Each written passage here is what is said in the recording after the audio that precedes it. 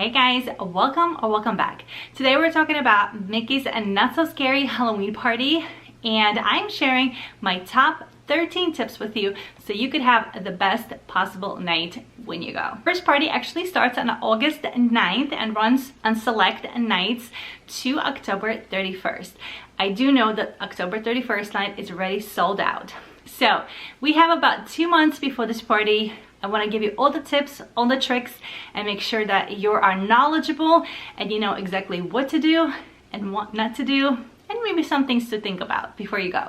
Number 1, arrive early. The party is from 7 p.m. to midnight, but if you have a ticket to this particular event, you're able to arrive as early as 4 p.m.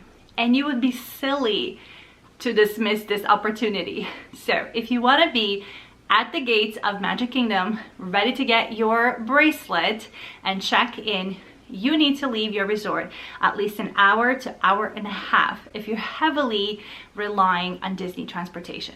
Now, if you're on one of those walkable resorts, there's only a few of them, then I would say maybe 30 to 45 minutes. But otherwise, I would definitely give yourself at least an hour and a half, so then that way you could arrive maybe around 3:45, 3:50, and you could be there waiting in line to get your bracelet and get the party started. Number 2, watch the second parade. I know, it's not for everyone. But if you want to watch the parade, watch the second parade because it's going to be much less crowded. You're going to have much more room, many more options where you want to sit. So I say watch the second parade and watch the second, third, or fourth stage show. The later it is, the less people there'll be in the park. But of course, if you have young kids and you can't possibly stay that late, and watching the parade or stage show is very important to you, then do it in the beginning of the night.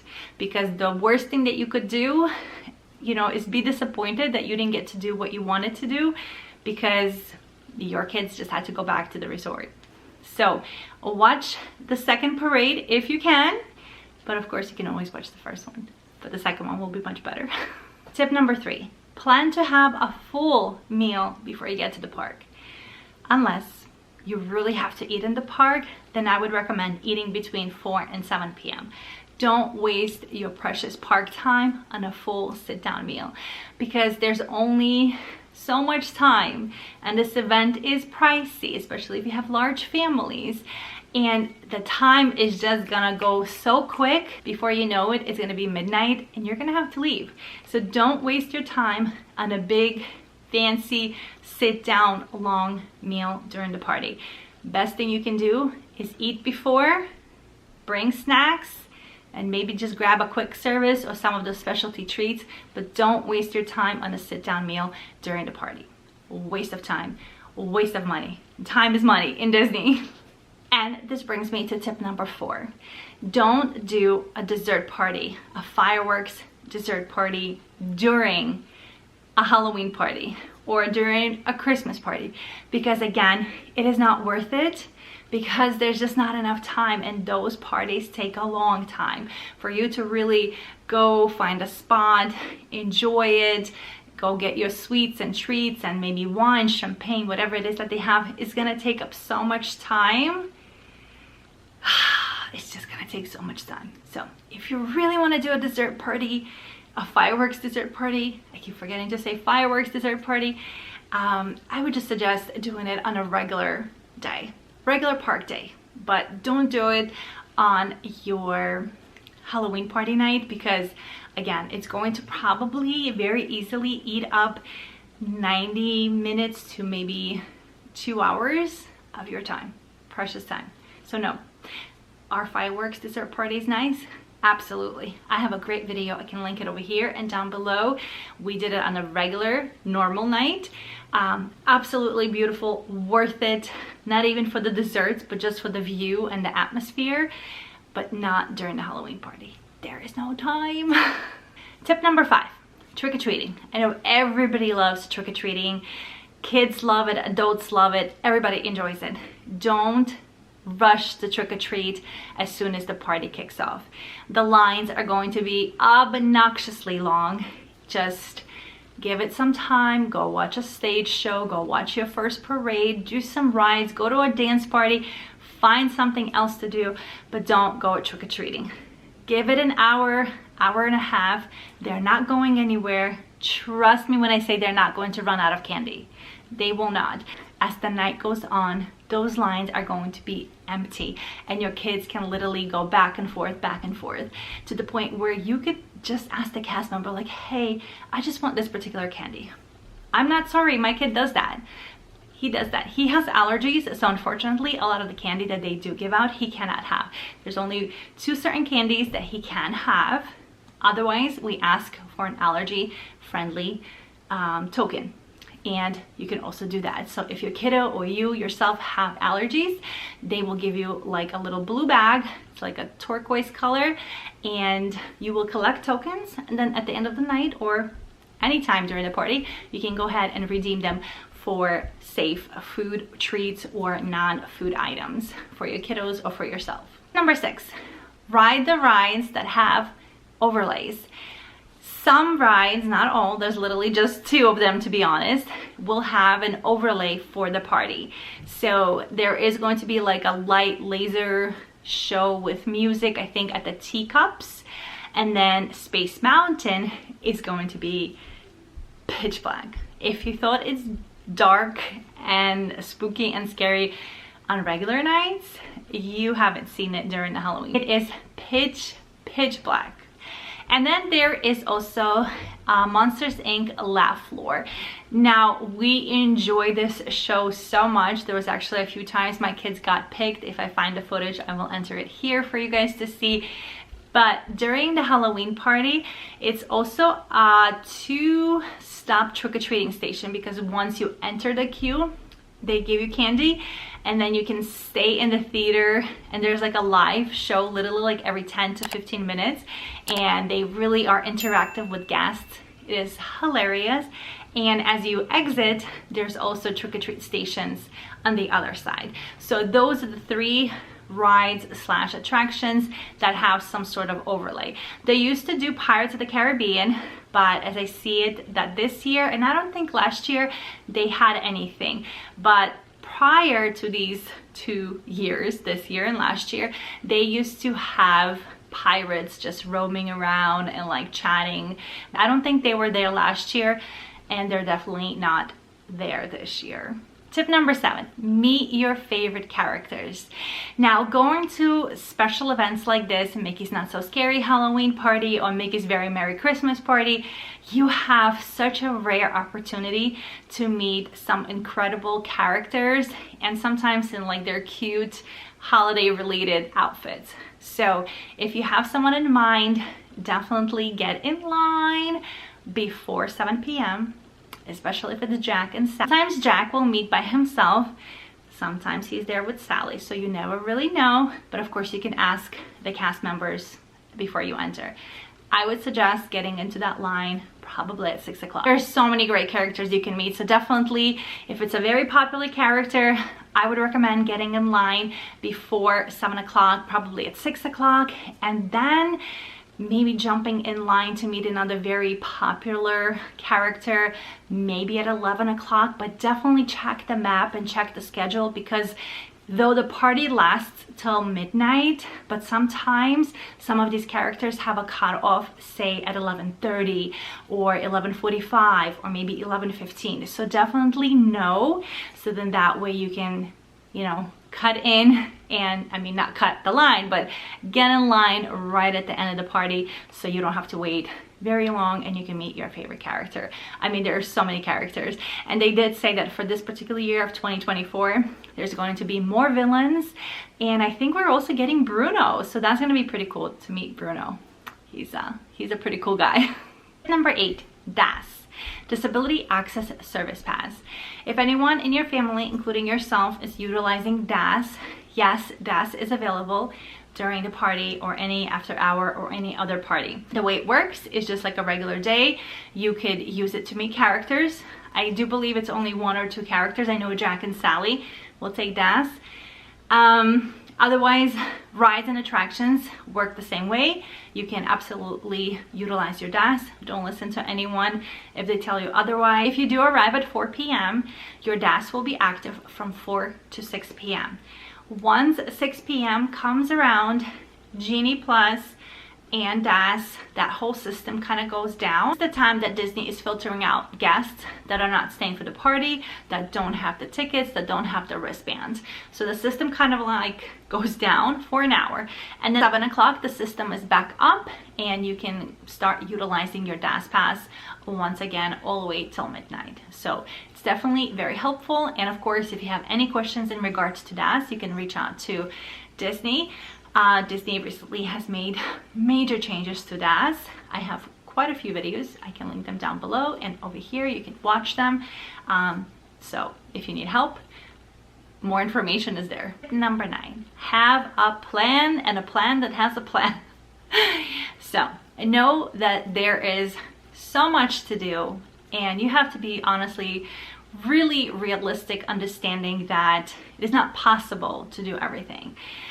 There is just so much that happens in a short period of time, and that's why I say don't do sit downs, don't do dessert parties, because that's just gonna eat up so much of your time. Be very realistic. If you're the person like us, like my family, we do enjoy a lot of the Halloween and party festivities, but we also enjoy the rides. The rides have very little to no wait, and we enjoy that so much. Other people don't do rides at all. They're there for the ambiance, for the atmosphere, for the shows, for the entertainment, and that is okay too. So you have to see kind of like what's important for you. Are you here, are you there, or you're somewhere in the middle? And just be realistic and know that it's not the last party, and know that you can't do everything, no matter how hard you try, no matter how early you arrive. And that's okay. And don't put so much stress on your shoulders. Just realistic. Here's a few of the rides that we want to do. Would definitely want to see the parade. Fireworks would be a plus. Want to see this party, want to eat the street, and I want to ride these 5 attractions. And that's it. You know what I mean? So make a plan, and that's it. Tip number 10. Weather.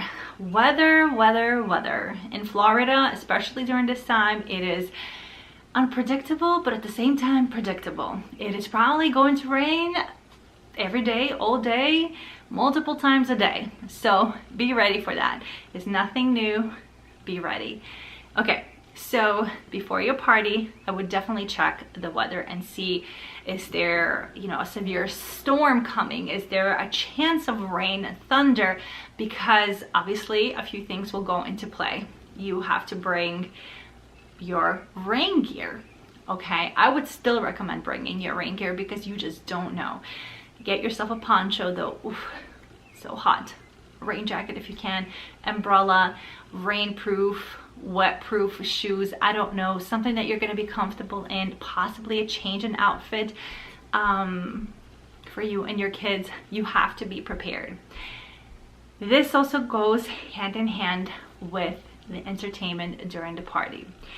If there's severe weather in the forecast, please know and expect that Disney is going to cancel or push back shows, entertainment, if the weather is looking bad and you have priorities of watching the parade, going trick-or-treating, doing this, doing that, then half of the things that I just said in this video go out the window, because Disney will cancel things. Disney will push things back. So if you don't want to miss the parade, so if for 8:15 the weather is beautiful, clean, calm, watch the parade. Even if there's 1,000 people there, you know, probably more. There is more, lots more. Watch the parade, because if it's important to you, you don't want to miss it, because you don't know if it's going to happen at 11 o'clock. And if the floor, the ground is wet, the Headless Horseman is not going to come ride. So that's another thing to think about. So check your weather, please. This brings me to tip number 11. Your outfits, your clothes, your costumes. Be realistic. Obviously, depends what time of the year you go. August is going to be brutal. It's going to be so hot, probably into September. Hot, muggy, rainy.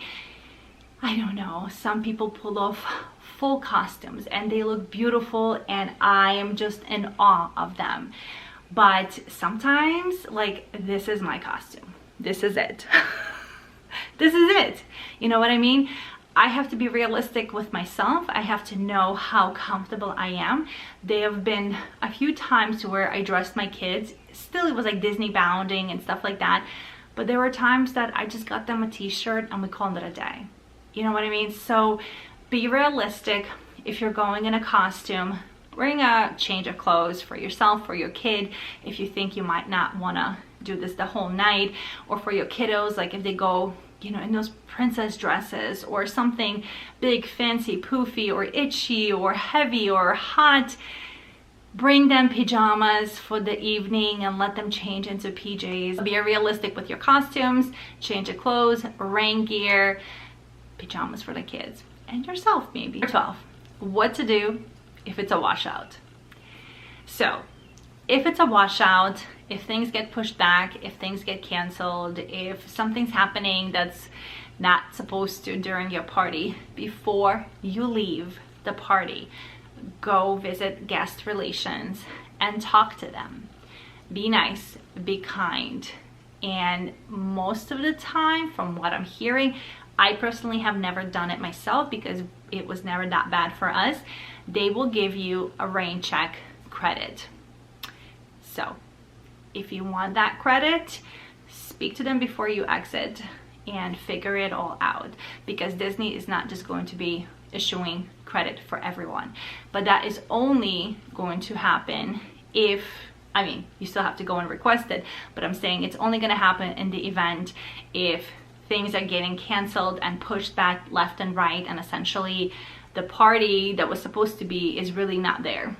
I think it was last year we went, I think it was in August, and people said that it was so foggy, the fog was so dense, like there was no castle at all.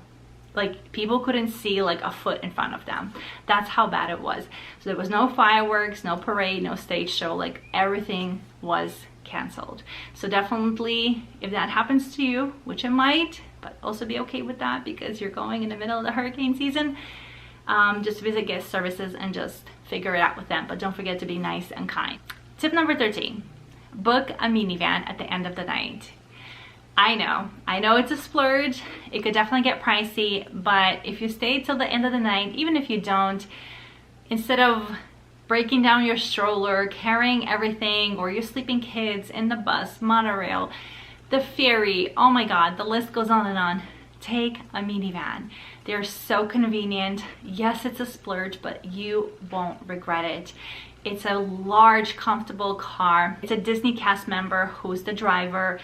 You have all the amenities in there, from TVs to chargers to nice cold breezy air, 2 car seats, lots of room. They're like in these big like expedition trucks, like huge. It's not a minivan. It is called a minivan, but it is a huge car. Very convenient. So they will pick you up by the bus area. There is a specific stop for that, and they will literally take you straight to your building. Like if you don't want to go to the lobby of your resort, like if your resort is big and it's divided into different sections, they will take you straight to your building. So the way to book a minivan, download the Lyft app and keep going all the way down through all the categories of cars until you see a minivan, and then you would select it and it'll come pick you up right from there. So you don't have to get on the monorail, you don't have to get on the bus, you don't have to get on the ferry. You can just go right by the bus depot area over there and get on your minivan. So my tip for you was a tip that I got from a cast member. If you're planning on closing out the party, you would wanna order your minivan between like midnight and maybe like 12:15.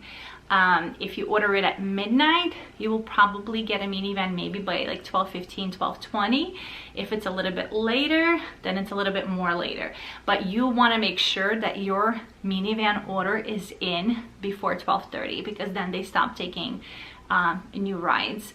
And that's it. So obviously the price could be different up and down, but on average, I believe from Magic Kingdom to, you know, one of the resorts, it's probably between $40 to $50. Well worth it. Well worth it. Guys, well, I hope you found this video helpful. If you have any other questions, definitely leave them down in the comments below. I do have a Mickey's Not So Scary Halloween Party playlist. I will also link it down below and over here. Check it out. Lots of great information. The other thing I just wanted to throw in here, if you have young kids or even kids who are 10, 11, 12, rent a stroller, either one from Disney or Kingdom Strollers. No affiliation with them, but just a great company. They'll deliver a stroller, you could take it with you. Just get a stroller for your kid. Don't mass exit, because what is the point of waiting with everyone just to already hang out in the park after midnight? Disney's not gonna kick you out. They will gently rope things off, but they're not gonna kick you out. And don't make any plans for the next morning, because things are gonna go down real quick. Don't make that mistake. All right, guys, I'll see you in my next one. Bye.